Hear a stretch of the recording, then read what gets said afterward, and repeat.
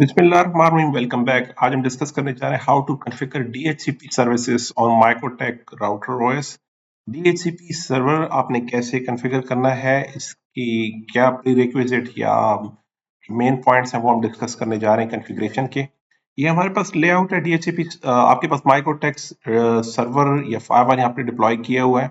Interface 1 पे हमारे पास van connection है, इंटरफेस ईथर 2 पे लैन 1 है और ईथरनेट 3 पे हमारे पास लैन 2 है। LAN 1 10.10.10/24 and LAN 2 is 10.10.20/24। ये नेटवर्क हमारे पास 20 का है और ये नेटवर्क हमारे पास 10 का नेटवर्क चल रहा है। इन दोनों के लिए हमें DHCP सर्वर कॉन्फ़िगर करना है। माइक्रोटेक पे ईथर 1 पे हमारे पास DHCP ऑटोमेटिकली यहाँ से IP असाइन हो जाएगी। यहाँ पे DHCP client automatically by default रहता है। तो हम एडमिन में जाके लॉग इन कर लेते हैं इसे कंसोल से। हम यहाँ चाह रहे हैं और यहाँ पे हम चाह रहे हैं एक न्यू पासवर्ड कह रहे हैं, क्योंकि हम इसे वाइप आउट कर चुके थे, क्लियर कर चुके थे, कहते पिछला पासवर्ड क्लियर हो चुका। हम कह रहे हैं आईपी में मुझे एड्रेसेस दिखा दो, यहाँ पे प्रिंट कर दें। क्या आपके पास एड्रेसेस कौन कौन से हैं? तो मैं एड्रेसेस में जाके यहाँ पे मैंने प्रिंट कर दिया। तो यहाँ पे अगर आप देखें तो वो मुझे बता रहा है जनाब कि आपके पास ईथरनेट 1 पे DHCP IP असाइन हुई है 1.36। फेयर इनफ बाय अभी बिल्कुल हमारे पास क्लीन इंस्टॉलेशन हुई है, बाय डिफॉल्ट सेटिंग्स है इसमें और कोई सेटिंग नहीं हुई। तो हम 1.36 से इसे एक्सेस कर लेते हैं। हम चाह रहे हैं इसे 1.36 से हम इसे एक्सेस कर लें। पासवर्ड हमने असाइन किया हुआ है और ये जनाब हमारे पास डिफॉल्ट इसकी बिल्कुल क्लीन, अभी कोई कॉन्फ़िगरेशन नहीं हुई। तो हम इसकी जनाब कॉन्फ़िगरेशन कर लेते हैं। फर्स्ट थिंग फर्स्ट, सबसे पहले आपको करना है कि इंटरफेसेस पे आपने आईपी असाइन कर देनी है। जो जो रेलेवेंट नेटवर्क्स आप डिफाइन करना चाह रहे हैं वो हम बता देंगे। तो हम जाएंगे जनाब आईपी में, एड्रेसेस में। यहाँ पे बाय डिफॉल्ट ये डायनामिकली असाइन हुआ है ईथरनेट 1। अब बाय डिफॉल्ट ईथर 1 क्या है हमें तो इसका नहीं पता, तो इंटरफेसेस में जाके मैं कह रहा हूँ ईथर 1 को हमने कह दिया ये मेरे पास वैन है।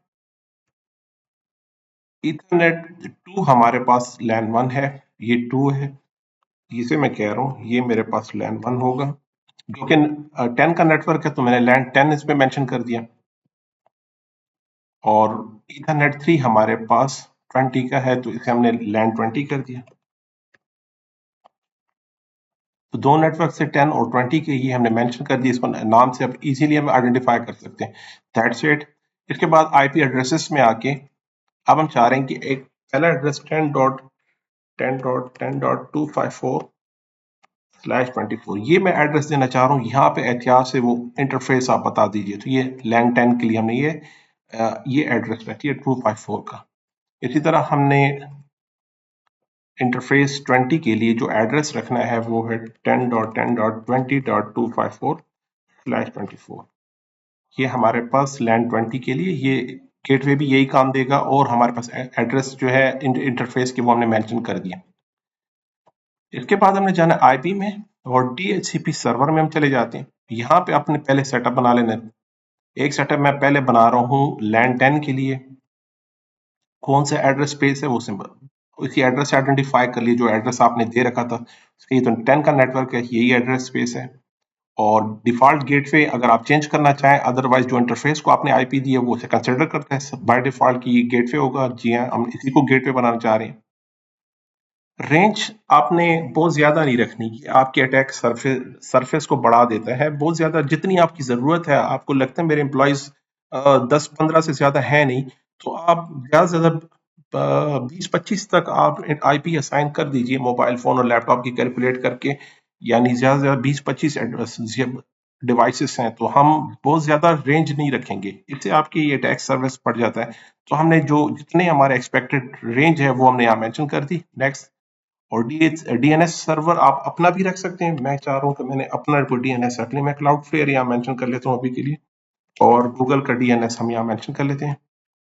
लीज टाइम अगर आप कम से कम रखेंगे, लेट सपोज मैं कहता हूँ 5 मिनट के लिए, तो आप ये कॉन्स्टेंटली आपके फायरवॉल पे डीएचसीपी रिलीज होती रहेगी और एक्सपायर होगी और फिर डीएचसीपी की रिक्वेस्ट आती रहेगी, तो आपके जो फायरवॉल है ये इसी काम में इंगेज रहेगा। अभी हमारे पास 4 सिस्टम है, अगर ये 50-100 सिस्टम अगर हमारे पास कॉन्स्टेंटली हर 5 मिनट बाद डीएचसीपी की रिक्वेस्ट करेंगे, तो आपका फायरवॉल इसमें स्टक रहेगा और उसकी परफॉर्मेंस डेफिनेटली डाउनग्रेड हो जाएगी। तो आप इतना रखें कि आपके पास जो टाइम फ्रेम है, यानी अगर आपके पास स्टूडेंट हैं 9 to 5 है, एम्प्लॉयज आपके पास, तो उस एस्पेक्ट से कम 8-10 घंटे का लीज रखें। अगर आपके पास होटल है, कोई हॉटस्पॉट एरिया है, वाईफाई के लिए आप असाइन कर रहे हैं जहाँ पे सिर्फ गेस्ट आ रहे हैं और ज्यादा से ज्यादा आधा घंटा वो बैठ रहे हैं, इससे ज्यादा नहीं एक्सपेक्टेड, नहीं आधे घंटे से ज्यादा, तो हम रख लेते हैं आधे घंटे तक उस आईपी को हम असाइन कर देते हैं। अभी के लिए हमने कहा चलें जी आधे घंटे के लिए रख लेते हैं। तो ये हमारे पास जनाब जो पहला डीएचसीपी का पूल बन गया। मैं यहाँ पर इसके चेंज कर देता हूँ नाम। ये डीएचसीपी मैंने बनाया लैन 10 नेटवर्क के लिए। तो यहाँ से हम इजीली आइडेंटिफाई कर सकते हैं ये हमने किसके लिए बनाया, लैन 10 नेटवर्क के लिए बनाया। अप्लाई करके ओके कर देते हैं। नेक्स्ट डीएचसीपी सेटअप मैं बनाना चाह रहा हूँ लैन 20 के लिए। हमारे पास यही स्पेस और इसका भी यही गेटवे रहेगा। और लीज अगेन हम इसके जो लीज आउट एड्रेसेस हैं, लेट सपोज 10 से 20 में रख लेता हूँ इसे, और डीएनएस भी यही रहने दें। लीज टाइम भी हम अभी के लिए यही कह रहे हैं और सक्सेसफुली उसका नाम हम चेंज कर सकते हैं। हम कह रहे हैं ये मेरे पास लैन 20 का नेटवर्क है और इसे हम अप्लाई कर देते हैं और ओके कर दीजिए। ये दोनों हमारे पास एड्रेसेस आ चुके हैं। अगर आप नेटवर्क में जाएं तो यहाँ पे बता रहा है ये गेटवे है, ये एड्रेस असाइन होगा, ये डीएनएस होगा। आपने कुछ चेंजेस करनी है, डबल क्लिक करके हम चेंज कर सकते हैं डीएनएस, और फर्दर ऑप्शन भी आप चेंज कर सकते हैं जो कि अभी हम नहीं चेंज करना चाह रहे। तो हमारे पास क्लाइंट साइड पे इंटरनेट, ये हमारे पास डीएचसीपी आईपी असाइन हो जानी चाहिए। हम यहाँ जाके लॉग इन कर लेते हैं।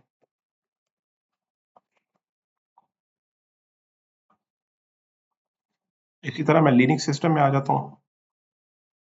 लिनक्स में राइट क्लिक करके नेटवर्क मैनेजर, और यहाँ से हम कनेक्ट कर लेते हैं।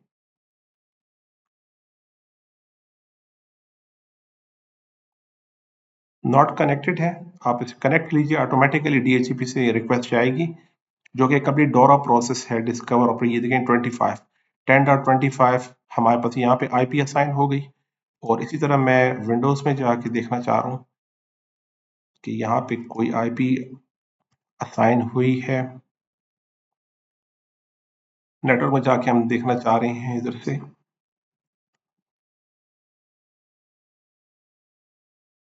तो यहाँ पे हमारे पास कोई आईपी असाइन नहीं हुई। हम यहाँ पे देख लेते हैं हमारा जो एडॉप्टर है, हम इसके एडॉप्टर को देख लेते हैं यहाँ पे कोई आईपी असाइन हुई। इस तरफ नहीं हुई, हम दूसरी साइड पे देख लेते हैं।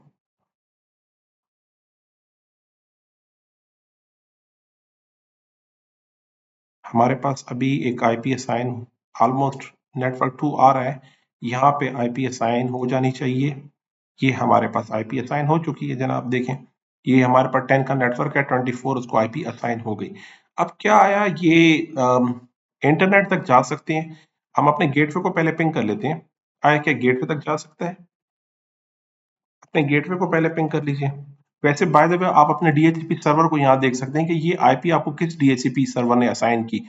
फेक डीएचसीपी सर्वर भी हो सकता है, यानी आपका अपना डीएचसीपी सर्वर कोई और डीएचसीपी नेटवर्क में कॉन्फ़िगर हो, वो आपको भी आईपी दे सकता है। लेकिन यहाँ देखें कि आपको जो डीएचसीपी सर्वर दिया गया है वो एग्जैक्टली हमारा डीएचसीपी सर्वर है 10.10.254 एग्जैक्टली जी, इसमें कोई शक नहीं है, हमारा डीएचसीपी सर्वर है। आप अपने गेटवे को पिंग कर लीजिए जो कि 10.10.10.254 है।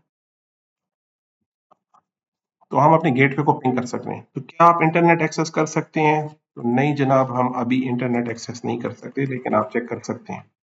यहाँ पे अगर हम इंटरनेट की तरफ जाना चाहते हैं तो हमें रिक्वेस्ट टाइम आउट आ रहा है। और अगर आप देखें तो हमारे पास यहाँ डीएनएस ऑलरेडी हमने इसको जो असाइन किया गूगल का, वो बिल्कुल करेक्ट यहाँ पे असाइन हो चुका है। Fair enough.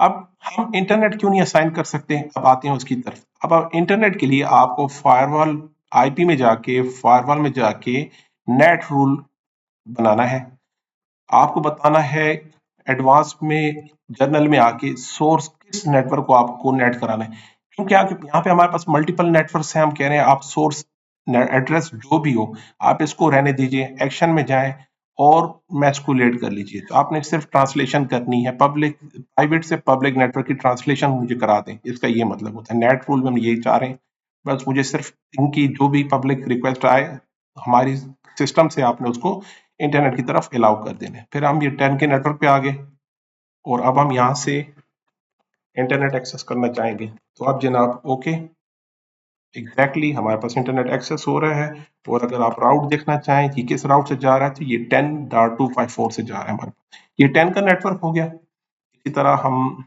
अपने जो विंडोज सिस्टम थे यहाँ से अब हम देखना चाह रहे हैं क्या है कोई पेशरफ्त हुई हमारे पास। यहाँ पे हम एक दफा फिर डिसेबल करके इसे इनेबल कर लेते हैं।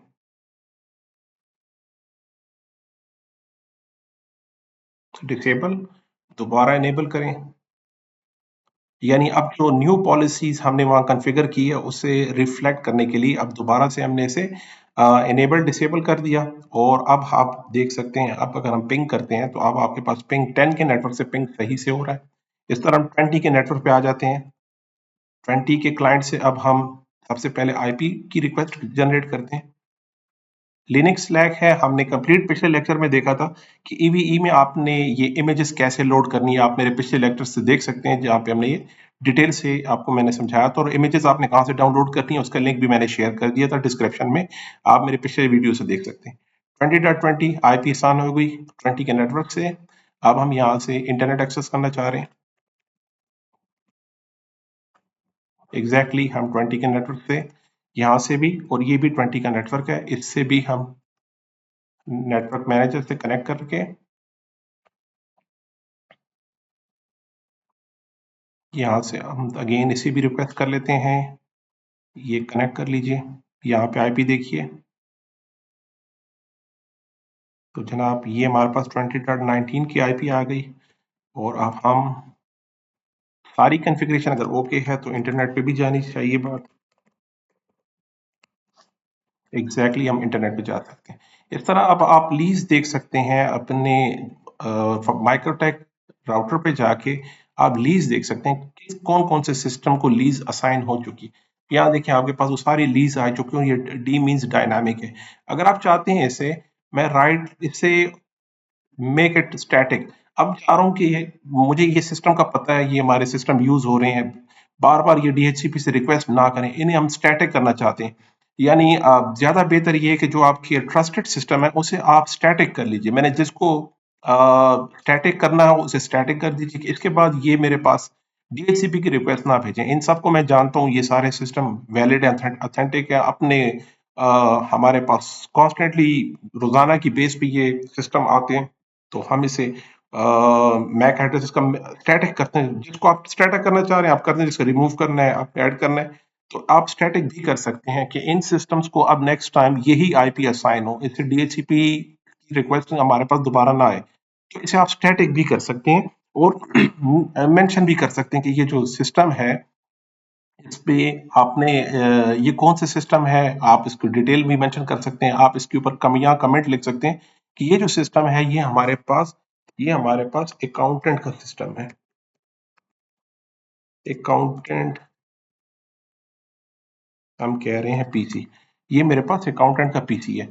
तो अगर आप यहाँ पे आईपी के साथ देखेंगे बता रहा है कि ये आपके पास अकाउंटेंट का पीसी था, इसलिए हमने उसे मेंशन कर दिया। इस पे भी हम राइट क्लिक डबल क्लिक करके हम कमेंट कर देते हैं, ये मेरे पास जो सिस्टम है ये हमारे पास एचआर का पीसी है। तो इससे हमारे पास मजीद मैनेजमेंट आपकी डीएचसीपी की बहुत मजीद आसान भी हो जाएगी, और इसको ट्रबल शूट करना और इसको मैनेज करना और उसको इन चीज़ों को देखना कि किस कौन कौन सा यूजर इस टाइम आपका इंटरनेट यूज कर रहा है, लॉग में भी आसानी रहेगी आपको, ऑडिट में इसकी ट्रबल शूटिंग में, इसमें आपको ये बेस्ट प्रैक्टिस ये है कि आप उस जिन सिस्टम्स को जान रहे हैं, जो जो आपके पास आईपी मैक एड्रेसेस आ रहे हैं, उन सिस्टम को आप आइडेंटिफाई करके स्टैटिक करते जाइए, तो आपके कंप्लीट ऑर्गेनाइजेशन का पोस्चर और उसकी टेलीमेट्री आपके पास क्लियरली यहाँ पे असाइन हो जाएगी। तो जनाब ये था आज का topic about DHCP server. Like subscribe कीजिए, अपना ख्याल रखिएगा, मिलते हैं अगले लेक्चर में जी, अल्लाह हाफिज।